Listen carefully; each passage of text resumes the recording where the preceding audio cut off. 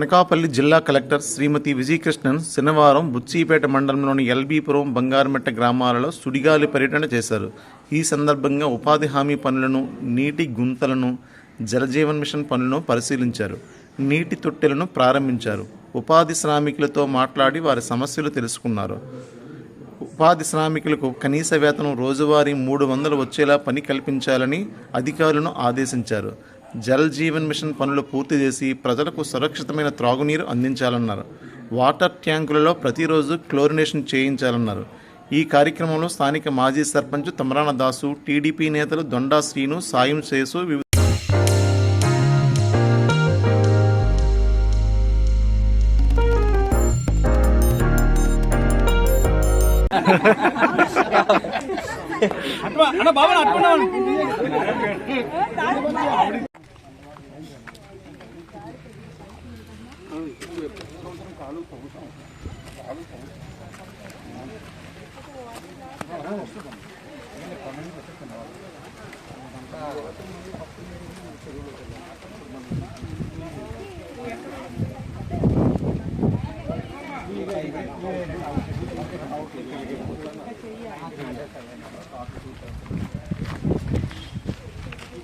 At least 100 రోజులైనా పని ఇవ్వాలి.